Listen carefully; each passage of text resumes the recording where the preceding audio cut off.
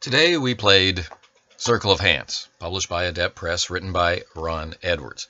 There's a lot of videos on this channel about it. There's a playlist called Learning New Games, which goes through the game chapter by chapter.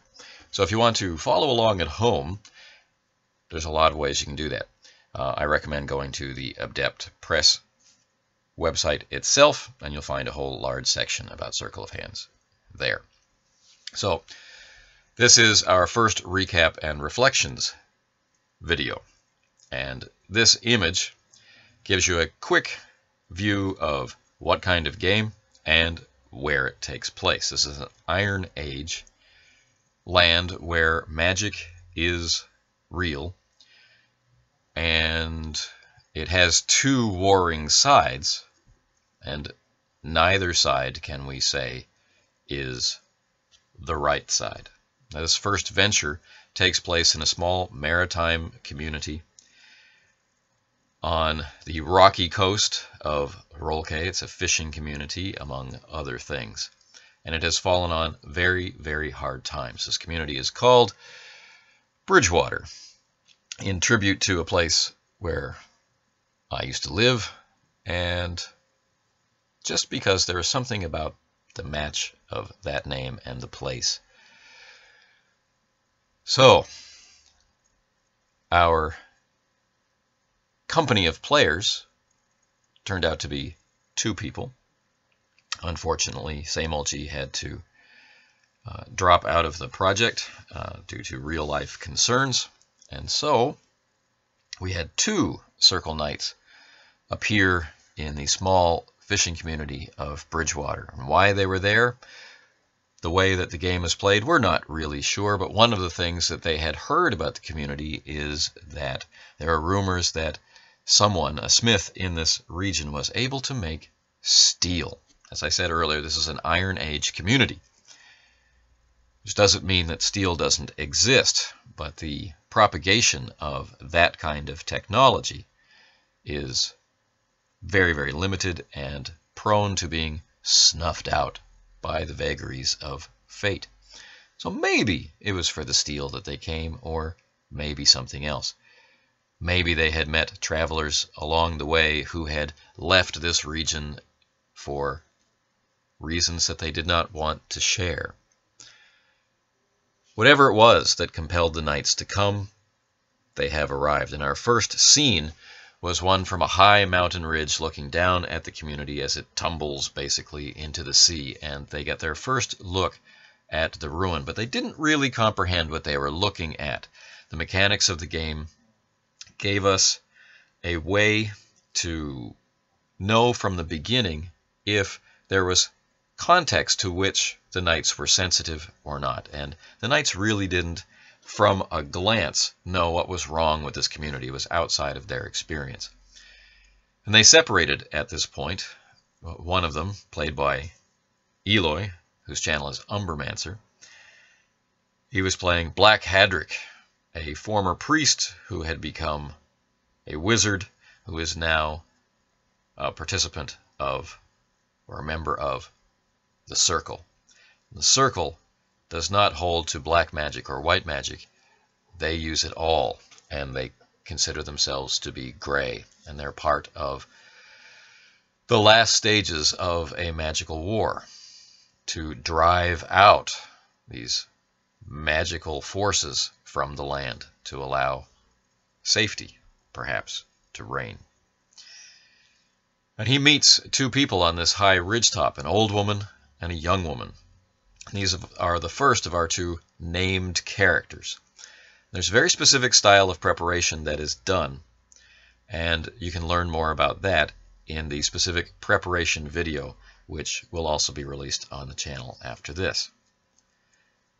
So we have named characters, and these first 2 named characters are Ermentrude and Ina. Ermentrude is an old, wise woman, and she's teaching her cousin, Ina, everything that she knows. And when we first encounter these 2, they have taken down the bodies of executed prisoners who've been hung up on crossed beam X's, and they are preparing them not exactly for burial, that's what they say, And this is a brutal Iron Age place where magic exists, and so grisly things need to be done to the bodies prior to their interment. And they imply that they're going to be interred in the sea. What ends up happening is they ask Hadric, who, despite being as friendly as he can, has not been able to warm these women to his presence. He has too many things going against him. He has mentioned he's a priest. It's obvious to all in this setting when someone is a wizard, which has deep implications about his nature as a priest, and he's a stranger, and they simply don't like the look of him. So he has a lot of work to do to be able to warm them up to his presence, and in this particular scene doesn't accomplish that. But they ask him to simply throw the bodies down the slope. They tumble down into the wild, rocky terrain to be presumably consumed by carrion creatures. Strange. The other character, Fulk Wolfram, he has not wanted to participate in this activity, so he's ridden down into the community to see who he can find. Looking around and not being able to make much sense out of this particular village, he latches onto the idea of tracking down that smith, and so he meets the next named character, Kunisbear. This is a pretty interesting interaction. Kunisbear is much more amenable to meeting a stranger and seems to have a lot on his mind, so there's some good discussion that doesn't require as much effort to be likable as Hadric had to face with his much cooler reception from Ermentrude and Ina. But both of these meetings, Hadric's with the two ladies and Fulk Wolfram with Kunisbear the smith, lead to what seemed to me like the formation or a prejudgment of the character of Torben. And that meeting, once all the characters came together, was, I think, what ultimately led to Hadric and Fulk Wolfram being able to see this community as a community of people and ultimately to connect with it not so much as outsiders but as fellow human beings, and from there feel compelled to take action to do something to right the situation here. But they weren't quite sure what that might be. The depth of the problems was not just a surface level, hey, we need your help with something. And there was a lot that people weren't saying. So it was nice to see the players, through their characters, commit to uncovering exactly what this was. Then, horror is revealed. During their first night, Fulk Wolfram discovers that something out there is preying on the villagers, and he recognizes that nobody is talking about it. During the day, there is work. During the night, there's cowering and fear, and people die, but nobody is talking about it. Now, he has earned their trust by contributing to the community by sharing the first night of a multi-night epic poem. And he's used that not only to assess who these people are and where the divisions lay, but to help ease their suffering. Hadric, meanwhile, has been working with the old wise woman and her apprentice, and through that he's able to determine that there is a deep crack between them. The young apprentice Ina was promised power, but now that she's seen Hadric, now that she's seen real power up close, she has other thoughts on her mind. And it's from this that our experience, our session, then took its own reins and took us through to its conclusion. I don't want to give any spoilers, so you can watch the session. Now, I will warn you, the session ran long. The runtime, including our commentary at the end, is 4 hours and 52 minutes, which surprised me. We don't intend the games and commentary to last more than 3 hours. One of the things that happened was that when we got to, spoiler, combat, we just weren't prepared. We thought we were prepared. We understood how the rules worked, but applying them in the moment threw us off. And fortunately for us, this had been a part of our session 0. We actually had openly discussed, if we don't remember how a particular spell works, or if we can't remember how something works, we are going to stop. We're going to articulate the problem. We're going to go into the book. We're going to find the answer and share it. And we're going to do this so that our own memory and experience of learning the game is improved, and so that anybody who happens to watch it might be tipped off of a potential problem. So I never felt like things were going too slowly, but once combat hit, as threatening and as exciting as it turned out to be, it did drag, and it dragged solely because of us. I think the next combat is going to go a lot faster, and the tactical opportunities provided by the very simple combat system are really getting me excited for my turn to play. It's very, very simple of who gets to act and what the effects of the chaos and the injury and the constantly changing situation has on who gets to act fully. It was a lot of fun. They were up against a creature which is truly horrifying, and if we encounter one of these again in its proper environment, I would expect there to be significant losses among the knights. As it turned out, well, you can watch how it turned out. But when I asked the players afterward how they felt, the fear and the titanic or epic nature of the combat was revealed. And what was cool for me was that both characters had the option to use magic or combat. And both characters had access to some strong offensive and defensive measures, both physically and magically. And seeing how they prepared themselves for battle, seeing how they entered battle, and when they realized what it was that they were up against, how they reacted, this was pretty exciting for me. I felt like the creature was taken seriously. I felt like it posed a threat.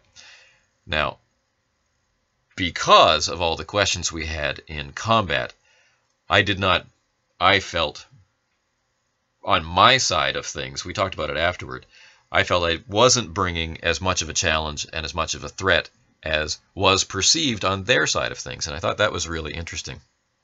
But